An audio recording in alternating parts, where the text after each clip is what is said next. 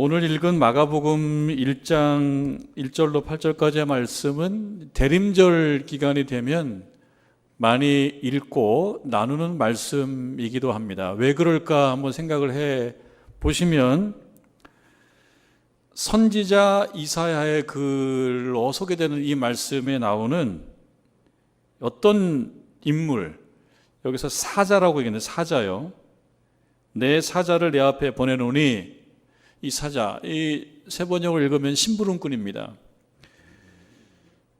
이 심부름꾼이 주님 오심을 잘 준비했다, 그런 말씀을 우리에게 전해주고 있기 때문입니다. 그리고 그 심부름꾼이 누구냐면 세례자 요한이었다.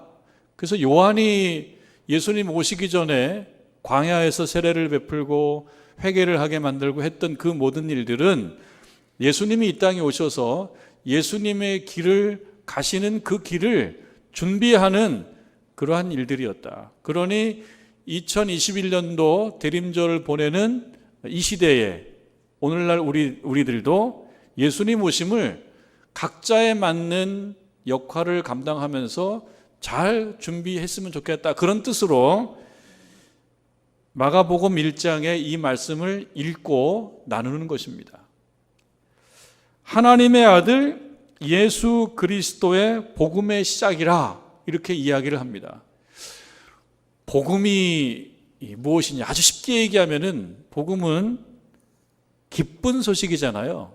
좋은 소식을 복음이라고 얘기합니다. 그런데 이 복음이라고 하는 말은 이 성경에 이렇게 복음이라고 하는 말이 나오니까 이 성경의 전문 용어 같지만 사실은 성경의 전문 용어이기 이전부터 이 말들은 사용되어 왔고요. 지금도 우리가 복음이라는 말을, 그런 용어를 쓰지는 않지만 복음이 이 최초에 갖고 있었던 그 의미를 그죠, 우리들도 사용합니다. 아, 좋은 소식이네, 이렇게 씁니다.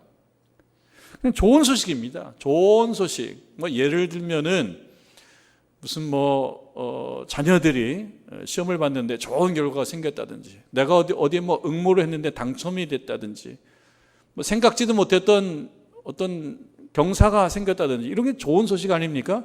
이것이 사실은 복음입니다. 복음. 이 복음이 이제 기독교 안으로 들어왔을 때는 어떤 뜻을 갖게 되냐면 예수님의 죽음과 예수님의 부활에 대한 짤막한 선언을 초반에 기독교는 복음이라고 얘기를 했었습니다. 예수님의 죽음과 예수님의 부활, 그리고 조금 더 넓게 얘기하자면 죽음을 향한 예수님의 길, 그리고 부활, 이것을 복음이라고 했던 것입니다. 그래서 이 1장 1절에 하나님의 아들 예수 그리스도의 복음의 시작이다, 그것은 예수님께서 걸어가셨던 그 길이 바로 복음이라고 하는 얘기고, 지금 이 1장 이후에 나오는 말씀들은 그런 예수님께서 걸어가셨던 그 길, 그 복음을 설명하겠다, 이야기하겠다, 그런 이야기입니다. 마가복음은 무엇이냐? 마가복음, 마가가 전한 복음이고요. 복음서는 그 짤막한 복음을 좀 길게 쓴 예수님의 이야기입니다. 그러니까 마가복음은 마가가 이야기하는 예수님이 걸어가셨던 그런 길들입니다. 예수님이 걸어가셨던 그 길, 그것이 복음인데 그 복음을 준비한 사람들이 있었다는 거예요. 그 대표적인 사람이 누구냐? 세례자 요한, 세례 요한이었다라고 하는 것입니다. 그리고 세례 요한의 그런 이야기를 오늘 이 대림절에 우리가 읽는 것은 우리들도 세례 요한이 예수님의 길을 준비했던 것처럼 이 시대에 우리는 어떠한 모양으로 이 대림절을 보내며 예수님의 오심, 예수님의 길을 준비할 것이냐, 우리가 준비해야 될 것은 무엇인지 세례 요한을 따라가면서 한번 생각해 보자라고 하는 그런 것입니다. 선지자 이사야의 글에 어떤 말씀이 있었냐면 이런 말씀이 있었답니다. 1장 2절인데요. 보라, 내가 내 사자를 내 앞에 보내노니, 내 사자, 처음에 말씀드렸다시피 세번역은 이 표현을 심부름꾼이다 이렇게 얘기합니다. 내가 심부름꾼을 보낼 것이다. 그 심부름꾼은 뭘 할 거냐면 그가 내 길을 준비할 것이다. 그리고 3절에 광야에 외치는 자의 소리가 있어 이르되 너희는 주의 길을 준비하라. 그렇게 얘기합니다. 그렇다 그러면 2절에 내 길을 준비하리라. 누가? 심부름꾼이. 그러면서 3절에 주의 길을 준비하라. 그렇게 보면 2절에 내라고 하는 너는 주님이십니다. 예수님의 길을 준비하라. 그의 오실 길을 곧게 하라. 누가? 심부름꾼이. 이러한 이사야의 글에 나오는 이야기가 세월이 많이 흘러서 어떤 한 사람에게 적용이 되고 있습니다. 여러분, 이사야는요 주전 8세기 예언자로 알려져 있습니다. 주전 8세기면 700 몇 년입니다. BC 700 몇 년대예요. 그러면 예수님 태어나시는 그 서기, 예수님 태어나시는 그 기간으로 놓고 보면, 시기를 놓고 보면 거의 700여 년이 지난 그 언제 일들이 일어나는 것이 바로 그 예전에 예견되어 있었다는 것이고, 세례 요한은 그 말씀대로 살아갔다라고 하는 그런 이야기입니다.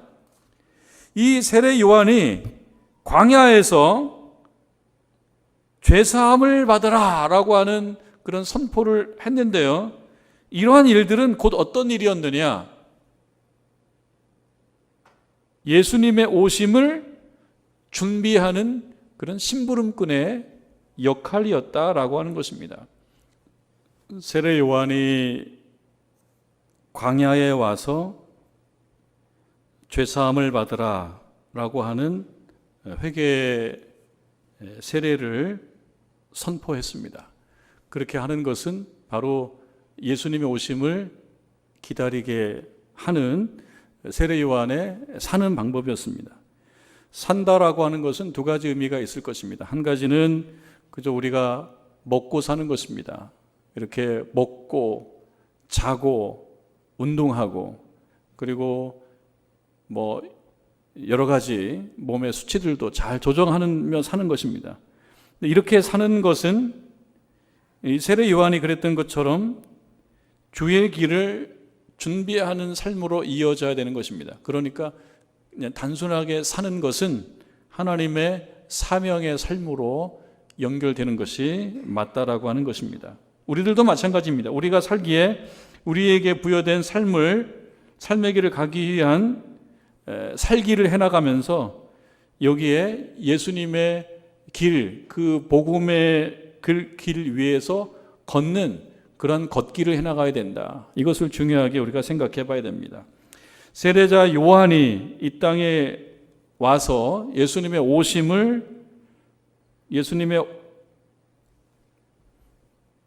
오심을 준비했다라고 하는 구체적인 일들은 이렇습니다.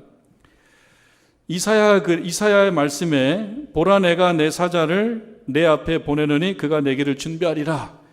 이 말씀에 맞춰서 살아갔습니다. 이전에 오래전에 있었던 그 말씀의 한 부분으로 살아갔다라고 하는 것입니다. 오늘 우리도 예배당에 나와서 예배를 드리면서 말씀을 듣습니다. 그리고 여러 모양으로 여러분들이 말씀을 경험합니다.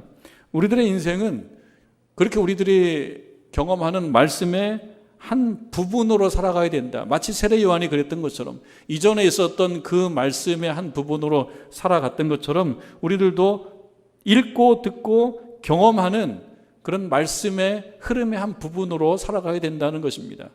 여러분들에게도 이 말씀 속의 그 흐름에 한 배역이 있습니다. 한 역할이 있습니다. 여러분들이 듣는 그 말씀의 역할과 배역이 있는데 그 역할과 배역을 따라서 살아가야 된다. 내가 어떤 역할을 해야 하는지를 잘 생각하고 그 배역과 그 역할을 따라서 살아가야 되는 것, 이것을 생각하는 것이 이 대림절에 예수님의 길을 준비하는 삶이다 라고 하는 것을 잘 아시기를 바랍니다. 세례 요한이 선포했습니다. 죄사함을 받으라, 그리고 회개를 받아라. 그래서 죄사함을 받게 하고 회개를 선포했습니다. 예수님이 등장하시기 이전에 그의 길을 예비하고 있는 세례자 요한이 요구하고 사람들이 실천한 것은 바로 회개였습니다. 하나님이 하나님의 백성들에게 자유를 주시기 전에 요구하는 것은 바로 회개이다. 세례 요한이 예수님이 오시기 전에 세례를 선포하고 회개를 선포하고 세례를 선포했습니다. 그리고 세례를 행했습니다. 회개는 무엇이냐? 회개는 잘못을 뉘우치는 것입니다. 반성하는 것입니다. 회개는 어떻게 가능할까요? 자기를 객관화시키면서 가능합니다. 자기 객관화가 되어야지 회개가 가능합니다. 자기를 바라보지 않으면 회개할 수가 없습니다. 정용철이라고 하는 분이 쓴 어느 날 문득이라고 하는 짧은 글을 읽으면서 우리들도 그럴 수 있겠구나 그런 생각을 한번 해봤는데요. 어느 날 문득 이런 생각이 들었습니다. 나는 잘한다고 하는데 그는 내가 잘못한다고 생각할 수도 있겠구나. 나는 겸손하다고 생각하는데 그는 나를 교만하다고 생각할 수도 있겠구나. 나는 그를 믿고 있는데 그는 자기가 의심 갖고 있다고 생각할 수도 있겠구나. 나는 사랑하고 있는데 그는 나의 사랑을 까마득히 모를 수도 있겠구나. 이것을 어느 날 문득 깨닫게 된다는 것입니다. 살다 보면 내가 겸손한 것 같고 내가 하는 것이 옳은 것 같고 내 생각이 바른 것 같고 그런데 어느 날 문득 그렇지 않을 수도 있겠구나라고 하는 것을 생각한다는 것입니다. 여러분들은 언제 그렇습니까? 예배 드릴 때, 하나님 말씀을 들을 때 문득 생각하는 겁니다. 내가 겸손하지 않을 수도 있구나. 내가 사랑하지 않을 수도 있구나. 내가 올바른 길을 가지 않을 수도 있구나라고 하는 것을 어느 날 문득 깨닫는 겁니다. 그것이 회개입니다. 회개라고 하는 것은 우리가 내가 잘못한 몇 가지를 반성하는 것도 포함하지만 그러나 성경에서 말하는 회개는 살아가는 삶의 방향을 달리하는 겁니다. 내가 걸어가는 길이 올바른 길로 걸어가고 있는 것인지를 생각해보고 잘못된 길을 걸어가고 있다 그러면 잘된 길, 올바른 길로 올라타는 것을 회개라고 얘기합니다. 어느 날 문득 깨닫는 것입니다. 언제요? 하나님께서 우리 마음에 감동을 주실 때, 예배 드릴 때, 말씀 읽을 때, 말씀 들을 때 문득 깨닫게 된다. 이스라엘 백성들은요, 유대인들은 어떤 생각 갖고 있었습니까? 우리 선민이에요, 선민. 택한 백성입니다. 오래전부터 우리는 택한 백성이었습니다. 다른 민족보다 우수한 백성이었습니다. 그런데 세례 요한이 유대인들에게 선포한 말씀은 회개하라, 회개하라. 회개하라라고 하는 건 뭐예요? 자기 객관화를 해봐라. 너의 모습을 다시 한번 돌이켜봐라. 네가 겸손하다고 생각했지만 교만할 수도 있고 옳은 길을 가고 있다고 생각하지만 옳지 않은 길을 갈 수도 있다라고 하는 것을 생각하라는 겁니다. 그게 회개입니다. 물로 세례를 받으면서 그렇게 변화를 받는 것입니다. 유대인이 그저 혈통적으로 내가 혈통적 유대인이라고 해서 선민, 택한 백성, 옳은 백성, 의로운 백성이 아닐 수 있다는 것을 깨달아라. 그것을 선포하는 것입니다. 세례 요한이 이야기합니다. 그렇게 회개를 죄사함 받으라고 선포하며 회개의 세례를 전파하고 난 다음에 그가 얘기합니다. 많은 사람들에게 얘기합니다. 7절인데요.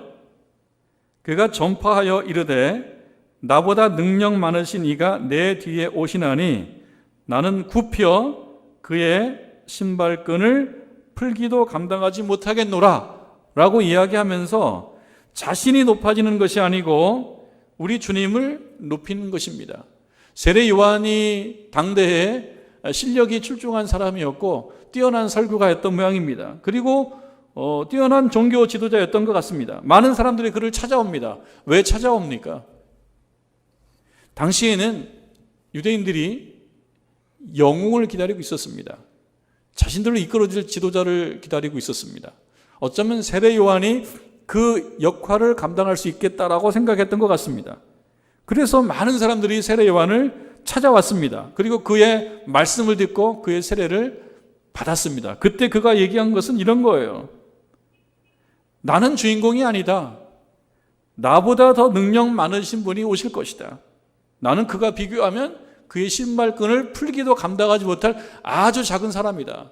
이렇게 이야기하면서 자기는 낮아지고 우리 주님을 높이는 것입니다. 이것이 세례 요한이 우리 주님 오심을 준비하는 일들을 잘 감당했다라고 하는 한 가지 부분인 거예요. 그러니까 우리들도 이 땅에 살아가면서 특히 대림절을 보내면서 우리 주님을 높이고 자기는 낮아질 줄 아는, 겸손할 줄 아는 그런 존재가 되어야 되겠다. 그러나 낮아진다고 해서 겸손하다고 해서 아무것도 안 하는 것이 아닙니다. 자기가 걸어가야 될 길을 걷는 것입니다. 복음이라고 하는 그 길 위에서 그 길을 잃지 않고 온전히 걸어가면서 그 영광을 누구한테 돌리는 것이냐면 우리 주님께 돌리는 것이다 라고 하는 겁니다. 세례자 요한은 광야의 소리였다 이렇게 얘기합니다. 1장 3절에 광야에 외치는 자의 소리가 있어. 이것을 본문에서는 세례 요한을 예고한 것으로 그렇게 이해하고 있습니다. 광야에 외치는 사람이 있다 이렇게 이야기해도 될 텐데 광야에 외치는 자의 소리가 있다 이렇게 얘기합니다. 소리가 있다. 그러니까 이 소리는 곧 사람이다라고 하는 겁니다. 우리들을 소리로 비유하자면 여러분들은 어떤 소리이겠습니까? 소리는요 이렇게 원인이 없이 나지 않습니다. 원인이 있습니다. 어떤 힘이 작용하든지요, 어떤 활동이 있든지요, 이런 게 있을 때 소리가 납니다. 소리에는 원인이 있습니다. 근데 그 소리는 듣기에 아주 좋은 소리가 있는가 하면 듣기가 편하지 않고 불편한 소리도 있습니다. 아주 불협한 소리도 있습니다. 듣기가 좋은 소리도 원인이 있고요, 듣기가 좋지 않은 소리도 원인이 있습니다. 사람을 소리로 얘기합니다. 광야에 외치는 자의 소리가 있다. 여러분이 광야에 나가 있다면 여러분들도 하나의 소리가 된다라고 하는 것입니다. 세례 요한의 소리는 어떤 거였냐면 회개하라라고 하는 소리였어요. 여러분들의 소리는 어떤 소리일 것이냐? 그 소리는 과연 좋을 것이냐, 좋지 않을 것이냐? 여러분, 소리는 우리가 느껴진 다음에 소리는 사라져요. 소리가 딱 던져지면 소리가 느껴지지만 그 소리는 사라집니다. 그러나 어떤 소리는 사라져도 여운이 많이 남는 소리가 있습니다. 울림이 되는 소리가 있습니다. 여러 사람들의 마음에 남아서 영향을 많이 끼치는 그런 소리가 있습니다.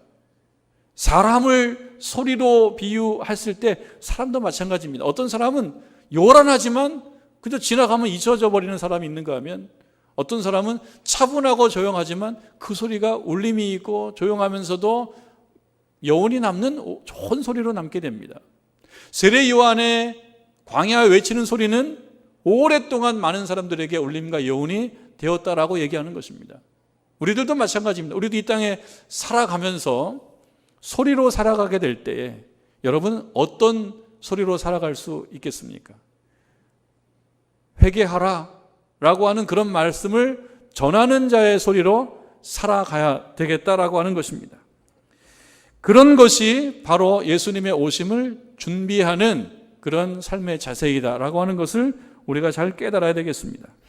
제가 가끔 신방을 가게 되면 우리 성도님들이 집을 깨끗하게 치워놓고 준비합니다. 옷도 그냥 깨끗한 옷을 입고 준비합니다. 그리고 과일도 깎아서 한쪽에 잘 이렇게 준비해 놓고 기다립니다. 왜 그렇습니까? 사람을 기다리는 거기도 하지만 그러나 보다 중요하게는 우리 하나님의 오심을 기다리는 것입니다. 이 대림절 기간이 바로 그러해야 되겠다. 예수님 오심, 주님 오심을 기다리는 자의 태도는 바로 신방을 받는 자의 태도와 같다는 것입니다. 자기 방을 잘 깨끗하게 준비해 놓는 것입니다. 제 기억으로 예전 오래전에 어느 가정에 신방 갔을 때 목사님 신방 온다고 도배장판을 새로 한 집도 있어요. 어느 집은요 커튼을 새로 다는 가정도 있습니다. 사람을 맞이하는 것이 아니고 하나님을 맞이하는 마음으로 사람을 맞는다라고 하는 것입니다. 여러분, 예수님의 오심을 준비하는 그런 절기, 그런 계절을 우리가 보내고 있습니다. 여러분들의 마음의 방을 깨끗하게 치우고 준비하고 예수님 오심을 기다려야 되겠다. 여러분 마음의 방에 도배장판을 하시고 또 커튼도 새롭게 다시고 예수님 오심을 기다리는 그러한 마음으로 살아가야 되겠다. 그러려고 그러면 불필요한 것들 또는 필요 없는 것들은 버려야 되겠죠. 우리 마음에 있는 불필요한 것들 버려야 됩니다. 그리고 회개하는 것입니다. 그것은 회개하는 것입니다. 우리 마음에 있는 여러 가지 부족한 허물들을 회개하는 것, 그것이 우리의 방을 깨끗하게 만드는 것이고 예수님 오심을 기다리고 준비하는 것이다. 그리고 버리기만 하는 것이 아니고 채워야 됩니다. 말씀과 찬송으로 채워야 되는 것입니다. 성경 읽고 성탄절 찬송을 부르며 기도하며 하나님께 나아가는 것입니다. 이것이 주의 길을 예배하는 것이다. 세례자 요한은 광야로 나아갔다 그럽니다. 광야로. 여러분, 광야하면은 뭐가 생각납니까? 광야는 사막 아닙니까? 뜨거운 떼약볕이 있는 곳이고요. 쉴만한 곳이 적은 곳입니다. 근데 광야는 두 가지 의미가 있는 것 같아요. 한 가지는 정말 우리가 가서 쉬지 못하는 척박한 땅이 광야이지만 그 광야가 우리들의 신앙으로 들어와서 영적 의미를 가질 때 그것은 바로 어떤 의미가 있냐면 그렇기 때문에 하나님만 의지할 수밖에 없는 곳이 바로 광야이다. 다른 것 신경 쓸 수가 없어요. 힘들고 어렵기 때문에 하나님만 생각하는 것이 광야다라고 하는 것입니다. 여러분, 세례 요한이 광야로 나갔어요. 광야로 나가서 예수님 오심을 기다렸습니다. 준비했습니다. 여러분, 우리가 2021년도 이 대림절을 보내시면서 우리들의 광야는 어디인가? 우리들의 광야는 어디예요? 우리 하나님만 생각할 수 있는 곳, 의지할 것이 없어서 하나님만 생각할 수 있는 곳이 바로 광야다라고 하는 것을 잘 깨달으시고 여러분들의 광야, 여러분들의 골방을 향해서 나아갈 수 있기를 바랍니다. 광야로 지나갈 때에는 외로움과 고독이 있을 것입니다. 그런데 이곳에서 주님을 찾으시기를 바랍니다. 주님의 말씀을 듣고 위로를 받고 회복을 받고 그리고 여러분 살아가는 일상에서 아름답게 들리는 광야의 소리가 됨으로써 예수님 오심을 기다리고 준비하는 복된 교우들 되시기를 주님의 이름으로 축원합니다. 기도하겠습니다.